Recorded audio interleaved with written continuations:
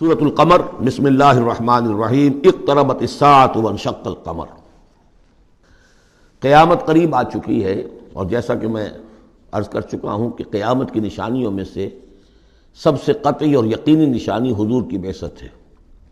انما بعثت انا والساعۃ کہاتین، میں اور قیامت ایسے ہیں، میرے ساتھ جڑی ہوئی قیامت آ رہی ہے۔ اب کوئی فصل نہیں ہے زیادہ، اور آپ کو معلوم ہے اللہ کا ایک دن 1000 برس کا ہے، تو ابھی تو 1.5 دن بھی نہیں ہوا نبی اکرم صلی اللہ علیہ وسلم کے انتقال کو، اللہ کے حساب سے 1.5 دن نہیں ہوا۔ بہرحال قیامت قریب آ چکی ہے۔ اس سے آگے چل کر ہم دیکھیں گے ایک صورت میں یہ آیت بھی آئی ہے، انہم یرونہ بعیدا ونراہ قریبا، یہ اسے دیکھ رہے ہیں بہت دور اور ہمیں وہ سامنے نظر آ رہی ہے۔ ہمارے علم میں ہے کہ وہ تو قیامت جو ہے وہ کھڑے ہوئے اسرافیل اور سور کو منہ پہ انہوں نے لگا رکھا ہے، بس ذرا سا اشارہ ہمارا ہے کہ اس کے بعد وہ سور میں پھونک مار دیں گے۔ اقتربت الساعۃ وانشق القمر، اور ہو گیا، 2 ٹکڑوں میں منقسم ہو گیا۔ یہ ایک خرق عادت بات، میں اسے معجزہ نہیں کہہ رہا، اس لیے کہ میں نے معجزے کی جو بات ہے وہ پہلے بیان کی ہے۔ ہر رسول کا معجزہ وہ ہوتا ہے کہ جو دعوے کے ساتھ پیش کیا جائے، اور پھر خاص طور پر جب کہ مطالبہ کیا جا رہا ہو۔ اس قسم کا کوئی معجزہ محمد الرسول اللہ صلی اللہ علیہ وسلم کا سوائے قرآن کے نہیں۔ خرق عادت بے شمار ہے، اولیاء اللہ کی کرامات ہوتی ہیں تو محمد الرسول اللہ صلی اللہ علیہ وسلم کی کرامات جو ہیں وہ تو 1000 گنا ہوں گی۔ اسی قسم کا ایک واقعہ یہ ہے کہ آپ منا میں تشریف فرما تھے، اور بھی لوگ تھے، ان میں سے کسی نے کہا کہ کوئی نشانی ہو، آپ نے کہا آسمان کی طرف دیکھو، انگلی کی اور وہ چاند سب نے دیکھا کہ 2 ٹکڑے ہو کر ذرا سا ہٹ کر ایک دوسرے سے دور ہو کر پھر آ کر جڑ گئے۔ وانشق القمر۔ اب اس پر بعض لوگوں نے تو اس اعتبار سے اعتراض کیا جس اعتبار سے ہر خرق عادت کی تعویل کرنے کی کوشش کی ہے، سر سید احمد خان مرحوم اور ان کے مکتبہ فکر کے جو لوگ ہیں۔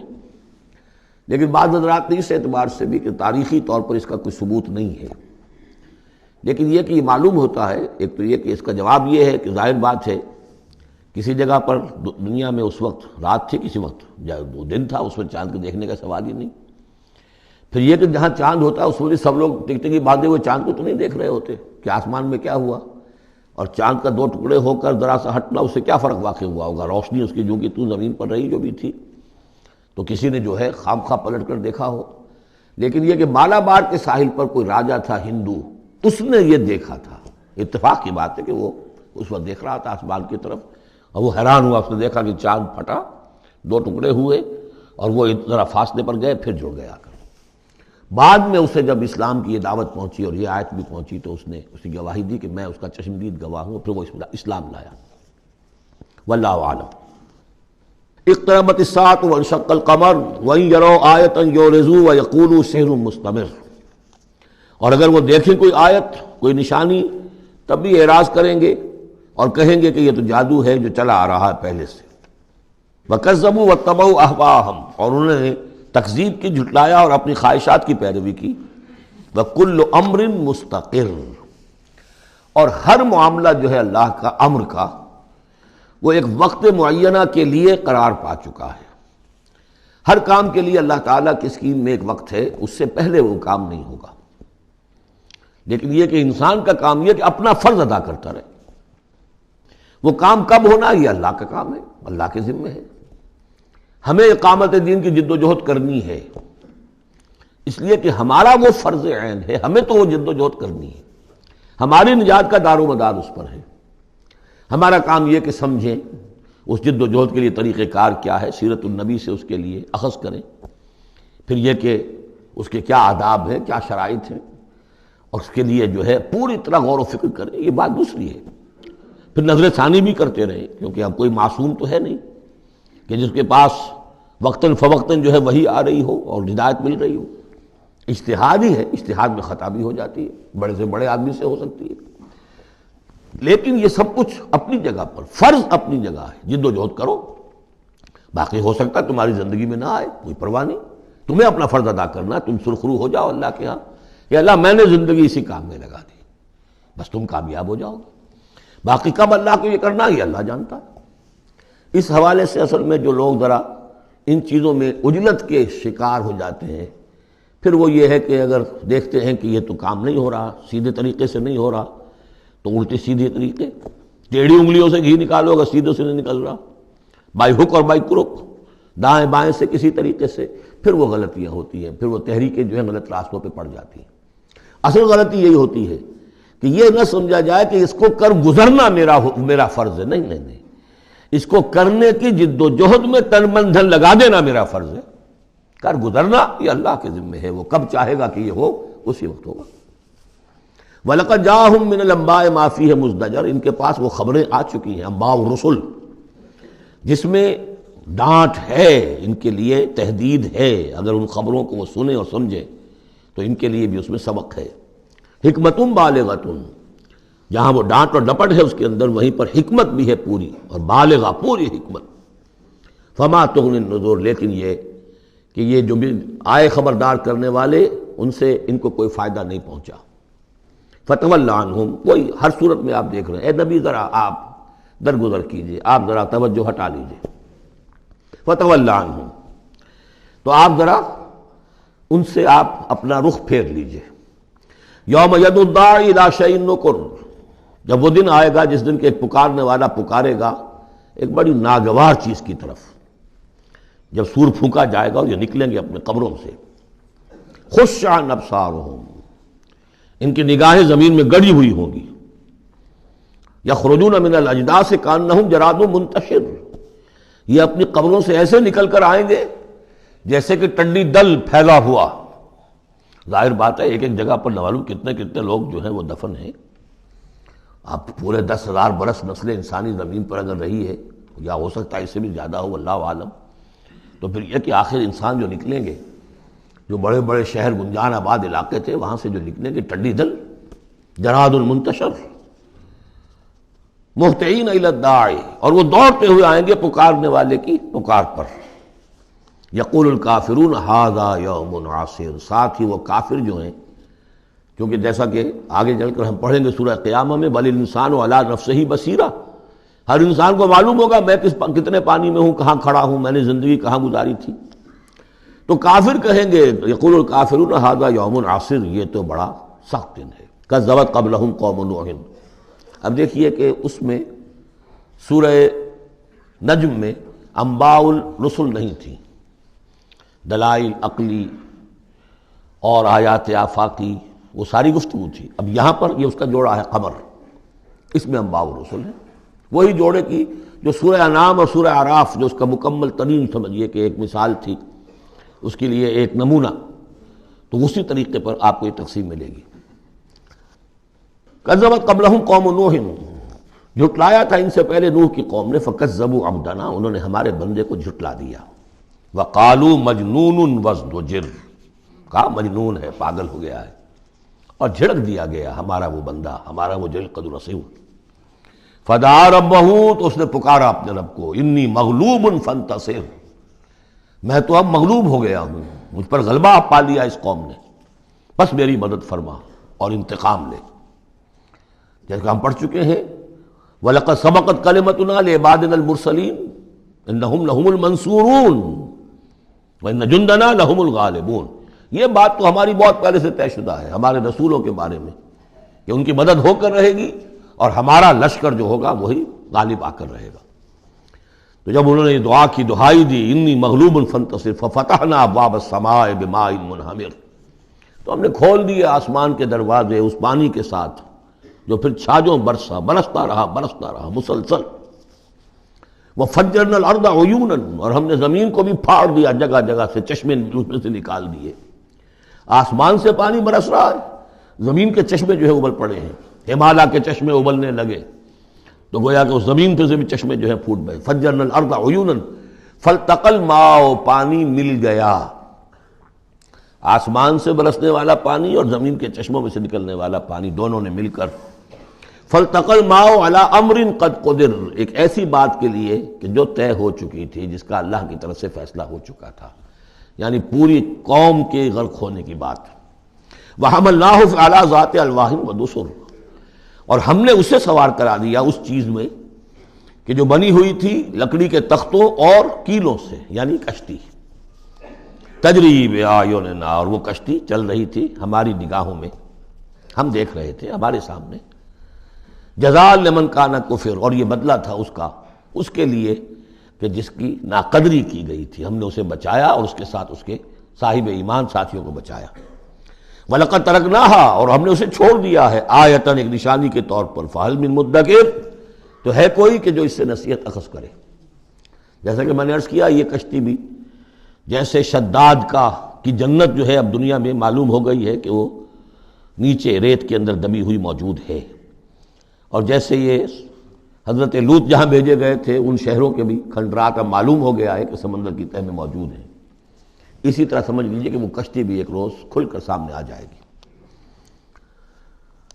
فَكَيْفَ كَانَ عَذَابِي وَنُذُرِ، تو کیسا ہوا میرا عذاب اور میرا خبردار کرنا، کھڑکھڑا دینا، ڈرا دینا۔ وَلَقَدْ يَسَّرْنَا الْقُرْآنَ لِلذِّكْرِ فَهَلْ مِن مُدَّكِرٍ، یہ ہے وہ چیلنجنگ انداز قرآن کا، ہم نے تو قرآن کو آسان کر دیا ہے نصیحت اخذ کرنے کے لیے، سبق حاصل کرنے کے لیے، رہنمائی حاصل کرنے کے لیے، تو فَهَلْ مِن مُدَّكِرٍ، تو ہے کوئی جو اس سے سبق حاصل کرے۔ جو لوگ اس صورت کو آج پڑھ رہے ہیں، اور یہ 4 دفعہ یہ آنی ہے، یہ آیت، یہ ترجیحی آیت ہے، دوہرا کر آ رہی ہے یہاں پر، یہ آپ میں سے ہر ایک کے لیے اللہ تعالیٰ کی طرف سے ایک اتمام حجت ہے کہ آپ اگر اب بھی کمر نہیں کستے، عربی سیکھنے کے لیے وقت نہیں نکالتے، قرآن کو سمجھنے کا اگر عزم مصمم نہیں کرتے، تو گویا کہ اللہ تعالیٰ کی طرف سے جو پرسش ہے اور جو پوچھا جائے گا وہ اور سخت ہو جائے گی۔ اور کسی کو تو بتایا نہیں گیا، لوگوں کو معلوم نہیں، لوگوں کو تو صرف ثواب بتائے گئے، ليلۃ القدر میں ایک نفل پڑھو گے اتنے 1000 نفلوں کا ثواب ہو جائے گا، وہ بیچارے نفل پڑھتے جا رہے ہیں، انہیں کیا پتہ قرآن میں کیا ہے، قرآن نے کیا کہا ہے۔ تو فرمایا وَلَقَدْ يَسَّرْنَا الْقُرْآنَ لِلذِّكْرِ، تم یہ نہیں کہہ سکو گے اللہ بہت مشکل کتاب تھی، یہ نہیں، بہت آسان کتاب ہے۔ باقی رہ گئی ایک زبان، تو عربی زبان کو مردہ زبان تو نہیں ہے، عبرانی زبان کو یہودیوں نے زندہ کر دیا، مر چکی تھی بالکل، سنسکرت کو ہندوؤں نے زندہ کر دیا جو مر چکی تھی بالکل، لیکن یہ عربی زبان یہ تو بڑی زندہ زبان ہے۔ کتنا بڑا علاقہ ہے دنیا میں کہ جس کے بولنے والے یہ ہیں، آج کوئی انٹرنیشنل فورم ایسا نہیں ہے جس میں عربی زبان میں ترجمہ ساتھ نہ ہوتا ہو، یہ تو دنیا کی مانی ہوئی چوٹی کی زبانوں میں سے ہے۔ اردو کا ترجمہ نہیں، حالانکہ بڑی تعداد میں لوگ ہیں اردو بولنے والے بھی، لیکن UN میں یا کہیں اور اس طرح کے اداروں میں اردو کا ترجمہ نہیں ہے، لیکن جن زبانوں میں وہاں سائملٹینیس ترجمے ہوتے ہیں ان میں عربی زبان شامل ہے، تو لیونگ لینگویج ہے، زندہ زبان ہے، سیکھنے میں کیا دقت ہے۔ وَلَقَدْ يَسَّرْنَا الْقُرْآنَ لِلذِّكْرِ فَهَلْ مِن مُدَّكِرٍ كَذَّبَتْ عَادٌ فَكَيْفَ كَانَ عَذَابِي وَنُذُرِ، جھٹلایا تھا قوم عاد نے بھی، تو کیسا رہا میرا عذاب اور میرا خبردار کرنا۔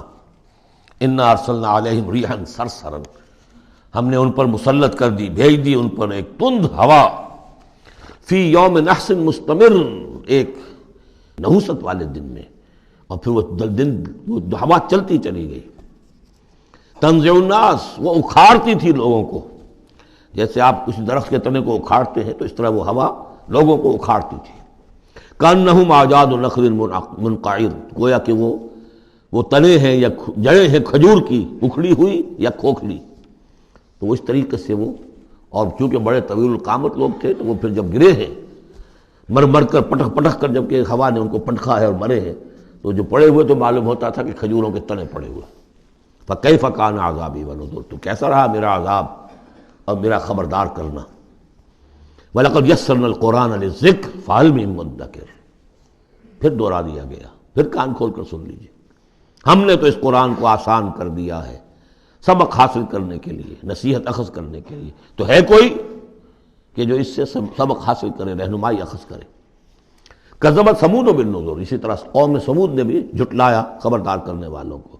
فقالوا ابشرا منا واحدا نتبعہ، کیا ہمارے اندر ہی سے ایک شخص ہم اس کی پیروی کریں، اس کی پیروی کریں گے ہم؟ یہ کون ہے صالح؟ ہمارا ایک فرد ہے، ہماری قوم کا ہے، بشرا منا واحدا، ہمارا ہی ایک بشر، ہم ہی میں سے، نتبعہ، ہم اس کے پیچھے چلیں گے، اس کا کہنا مانیں گے، اس کی پیروی کریں گے، اس کی اطاعت کریں گے۔ انا اذا لفی ضلال وسعور، پھر تو ہم گویا کہ اپنے ہاتھوں اپنے آپ کو ڈال دیں گے گمراہی کے اندر بھی اور آگ کے اندر بھی، شعیر کی جمع ہے یہ سعور، یعنی یہ ہمیں خبر دے رہا ہے کہ آخرت میں اگر تم نے مجھے نہ مانا تو جہنم میں جھونکے جاؤ گے، ان کو مان کر ان کے پیچھے چلے تو گویا کہ ہم نے آپ کو یہی اپنے آپ کو یہی جہنم میں جھونک دیا۔ اَلْقِیَ الذِّکْرُ عَلَیْہِم مِّن بَینِنَا، کیا ذکر انہی پر القاء کیا گیا ہمارے مابین، کوئی اور نہیں ملا تھا بڑا چودھری ہمارا؟ بل ہوا کذاب نشر، نہیں یہ جھوٹا ہے اور شیخی خورا ہے، خام خواہ جو ہے بڑائی مار رہا ہے کہ مجھ پر وہی آئی ہے۔ سَیَعْلَمُونَ غَدًا مَنِ الْکَذَّابُ الْأَشِرُ، بتا دیا گیا کہ کل ہی تمہیں معلوم ہو جائے گا، عنقریب معلوم ہو جائے گا کون جھوٹا ہے کون شیخی خورا ہے، صالح یا تم۔ اِنَّا مُرْسِلُ النَّاقَةِ فِتْنَةً لَهُمْ، ہم بھیج دیتے ہیں، یہ اونٹنی کا جو معجزہ انہوں نے طلب کیا تھا یہ ان کے لیے فتنہ ہے، ان کے لیے آزمائش ہے۔ فَارْتَقِبْهُمْ وَاسْتَبِرْ، تو اب ان کا انتظار کیجئے، اے صالح ان سے گفتگو ہو رہی، وَاسْتَبِرْ، اور ذرا صبر کیجئے، چند دن کی مہلت۔ وَنَبِّئْهُمْ أَنَّ الْمَاءَ قِسْمَةٌ بَيْنَهُمْ، انہیں خبردار کر دیجئے، بتا دیجئے انہیں کہ پانی جو ہے ان کے مابین اب تقسیم ہو جائے گا، یعنی ایک دن وہ اللہ کی اونٹنی ناقۃ اللہ جو اللہ نے پیدا کی خاص طور پر معجزانہ طریقے پر، وہ پانی پیے گی، اور دوسرے دن ان کے تمام جو مال مویشی ہے وہ آ کر پانی پئیں گے۔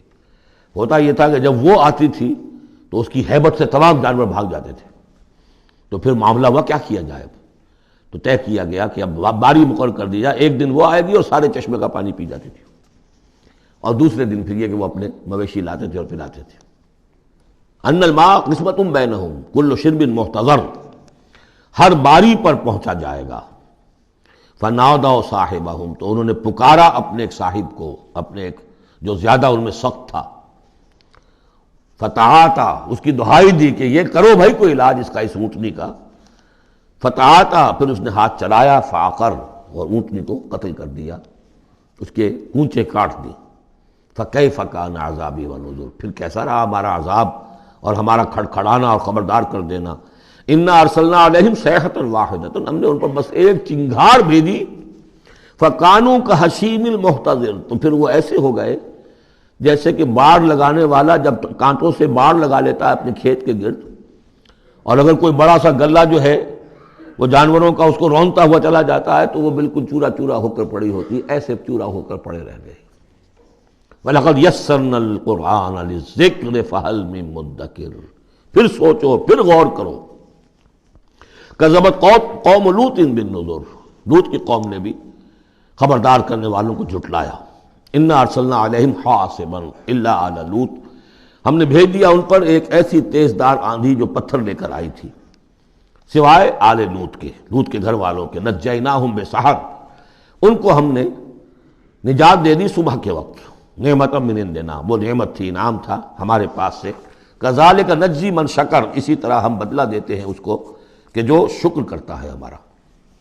وَلَقَدْ أَنذَرَهُمْ بَطْشَتَنَا فَتَمَارَوْا بِالنُّذُرِ، اور اس نے یعنی حضرت لوط نے انہیں خبردار کر دیا تھا ہماری پکڑ سے کہ پکڑ آئے گی اگر باز نہیں آتے ہو، لیکن انہوں نے شک کیا ان تمام چیزوں کو کہ جن کے بارے میں انہیں خبردار کیا گیا تھا۔ وَلَقَدْ رَاوَدُوهُ عَنْ ضَيْفِهِ، اور وہ تو چاہتے تھے کسی طریقے سے حاصل کر لیں ان کے مہمان کو، یعنی وہ جو خوبصورت لڑکوں کی شکل میں فرشتے آئے تھے مہمان۔